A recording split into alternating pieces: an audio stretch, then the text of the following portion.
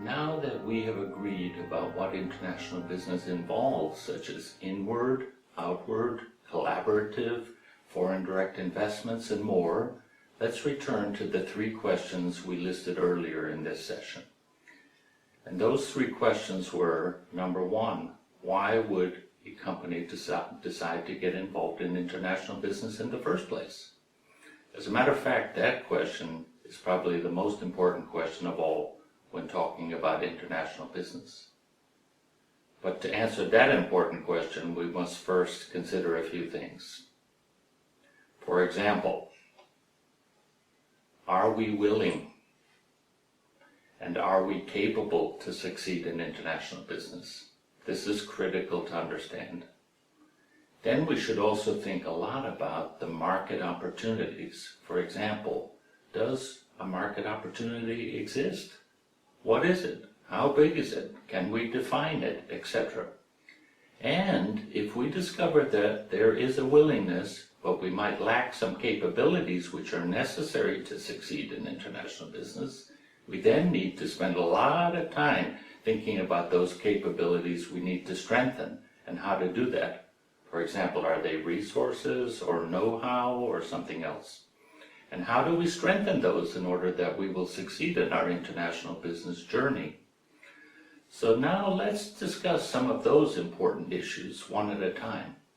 First on our list is the are we willing and able question. And that's really important because that determines the level of commitment or grit as we discussed in the very first bootcamp session.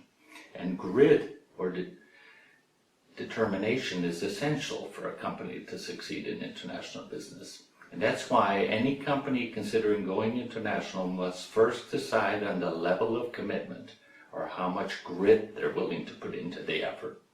And especially that means we must find out if the level of commitment in senior leadership and managers is enough. Why do we think that senior managers' commitment is essential? Well, it is essential because it can take a long time, a lot of resources, and many failures before we succeed in our international business. And that means if top management aren't committed to this reality of time, risks, and rewards, all that will result from the hard work will be an expensive failure. Being able also means we must ask ourselves, do we have the know-how? Do we have the capabilities to succeed? For example, do we have the product know-how and capabilities? Or do we have enough understanding of the different needs and practices of customers or suppliers, etc., on those individual foreign markets we might be considering? Some other important questions we might ask could include, does an opportunity really exist? And what is that opportunity? We must measure it and define it. Is that opportunity big enough for us? Or is it attractive enough for us? How easy or hard will it be to realize that opportunity? And finally, what are the risks in the short and in the long term, including the impact on our existing business and market? One important risk might include the effect of foreign currency exposure on our business, and there could be many other risks. And here's another thing to keep in mind. Those things don't necessarily have to do with just market opportunities. We're always thinking of market opportunities because they could also mean that we identify through our international business activities more competitive sources of raw materials, parts, know-how, etc., which we need at home in order to remain competitive at home. And that's important to remember. But market potential and the opportunity to make products from those markets is often the most common reason a company gets involved with international business. In the end, of course, international business activities should result in a benefit for the company. And one of the most important benefits we should consider is, can we make more money by being involved in international business? If you're interested in making money, you might want to hear about a recent study made by HSBC Bank. If you've never heard of HSBC Bank, they are a British-based bank and the 4th largest bank in the world. Anyway, enough about banks. The HSBC research was called HSBC Spotlight on U.S. Trade. And in that study, HSBC looked at the profitability of the largest companies in the U.S. Northeast, so New York, Massachusetts, etc. The findings of that research showed that the average profit margin for highly international companies in that region was 7% over a 5-year period. 7%.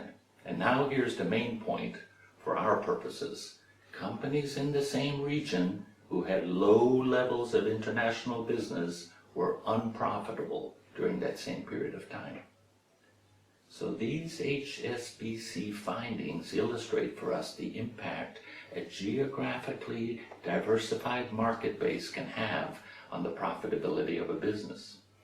You might also be interested to know that those highly international companies also had an upward trend in their average profit margins, while the profit margins for companies with low levels of international business were very volatile.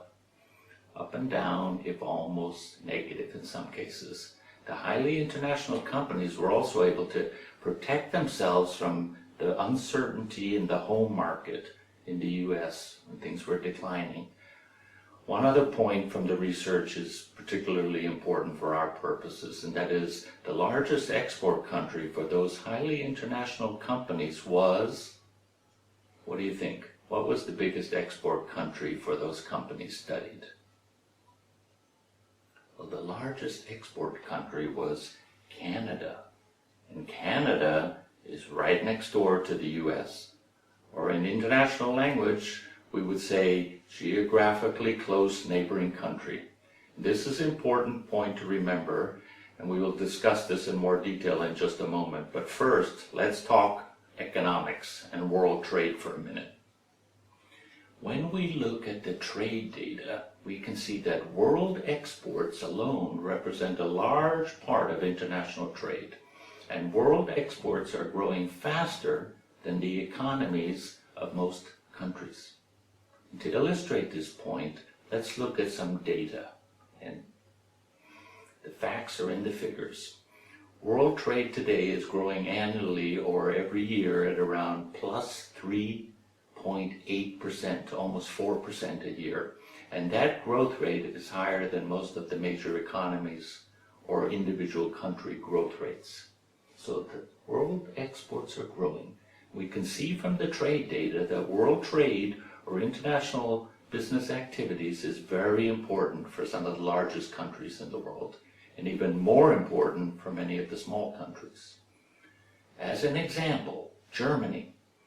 German exports represent almost 50% of their total economic output. And for many small countries in the world, the percentage of the economy which is linked to international business activities is even higher than 50%. So, international trade can offer market and growth opportunities, can also represent a large part of a company or country's total economic activity. Okay, you're probably thinking that so far I've been painting a rather rosy picture of this international business and everything looks good, and the opportunities which exist for companies are fantastic. I agree with that. But despite what might look like a rosy picture, every company, and I emphasize every, must still consider, why do you want to be involved in international business? And are you as a company capable of succeeding? And if not, what do you need to do to increase that capability?